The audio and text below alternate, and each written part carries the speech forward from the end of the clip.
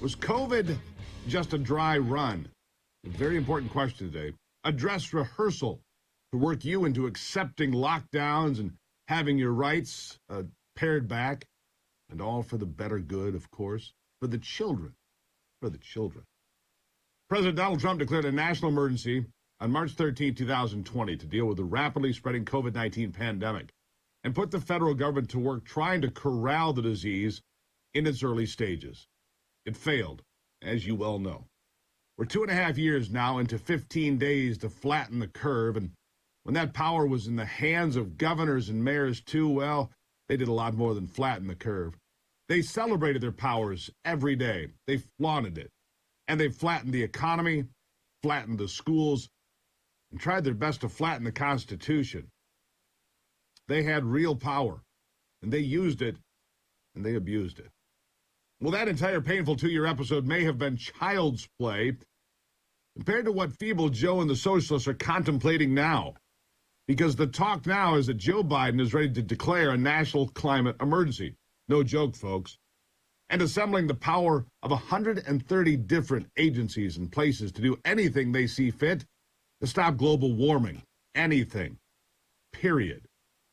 He stopped short yesterday, but he put it out there. Listen to this. It's Joe Biden. Climate change is an emergency. And in the coming weeks, I'm going to use the power I have as president to turn these words into formal, official government actions through the appropriate proclamations, executive orders, and regulatory power that a president possesses. Oh, regulatory powers. Oh, you hear that? And when you hear that, remember the Supreme Court ruling against the EPA and in favor of West Virginia. That ruling could be the one decision that changes everything. So no climate emergency declared yet, but it's coming. And by doing so, and if it's not stopped in its tracks by federal courts, Biden would unchain himself from the pesky oversight of Congress and, of course, you, the voters.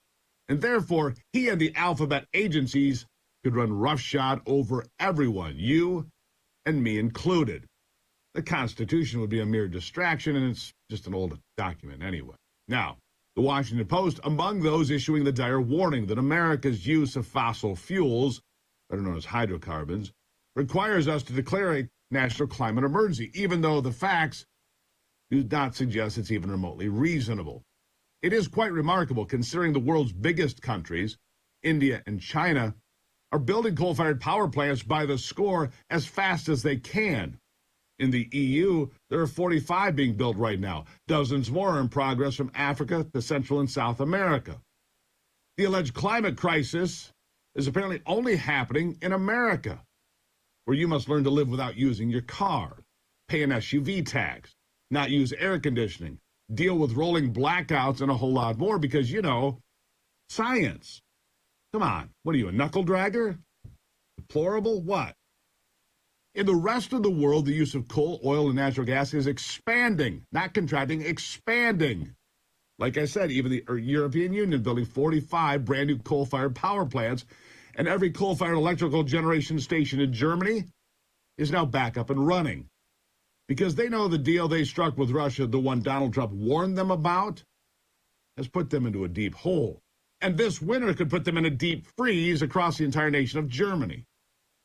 The war on farmers is being previewed in the Netherlands right now, where Dutch farmers are being told they have to cut nitrogen emissions massively, to the point that they'll not even be able to continue, or else the government will seize their land, kill their cows, and plow under their crops. Any way you look at it, they're getting destroyed. They're told it is the pursuit of sustainable agriculture, like that outlined in the United Nations' newly updated Agenda 2030. But even far-left wingers like Russell Brand can see through that lie. Yes, Russell Brand can see through that lie. He understands exactly what I'm saying and what I'm warning you about. This is not about global anything except global control. Warning Democrats, if Russell gets it, well, you know, listen. See how it's always safety, it's always convenience. They always come to your door with a promise. We're going to make things easier for you. We have to help the planet. We have to help the children. What's the result of all this help? Get your help off of me. A ban on chemical fertilizers implemented April 2021 in an effort to promote organic farming proved the final straw after a string of missteps. Even here it's saying in an effort to promote organic farming. Now, even if, like me, you're sympathetic to the idea of organic farming and even think that organic farming would be a step in the right direction, you have to recognize that organic farming is not the desired endpoint. The displacement of the people is the desired endpoint. The disempowerment of the farmers, the bankruptcy of the farmers is the desired endpoint. That's what's... Oh, no, we were just trying to create some organic farms. Look what's happened. We've f***ed up the livelihood of all these ordinary people. It's not a mistake. They're trying to f*** up ordinary people. Bingo. We have a winner. Russell Brand. They're trying to F up ordinary people. That's right. That's exactly right. F up the farms. F up the supply chain. For historical context, U.S. presidents have declared 60 national emergencies since 1976, many of which are still in effect, by the way, including the COVID-19 declaration issued by President Trump and just extended a few days ago again by President Biden for another 90 days. One of the tools Biden could use would be banning the export of American oil. Think about that. Banning the export of American oil, according to an outfit called the Center for Biological Diversity and its Energy Justice Program. By banning all oil exports, not only would Biden toss tens of thousands of Americans out of work and crush the American energy companies, but they claim it could also reduce global emissions. But of course, there's almost nothing to back that up because other countries will ramp up more production. One of the big winners will be the small nation of Guyana in South America. You see, Guyana had the biggest oil strike in decades in 2017. It's now controlled by ExxonMobil. So if the U.S. pulls this dangerous stunt at home, others will surely fill the gap, and the impact on emissions globally will be less than zero. Less than zero. But the impact on America, on you and me, could be devastating and permanent. And sadly, it's clear they don't care, because they do have an agenda. Even basic facts about math and the well-being of these citizens that live here in the United States don't matter. That's part one for today. I'm going to let you digest that for a moment. 60 declarations of national emergency since 1976, many of which still in place.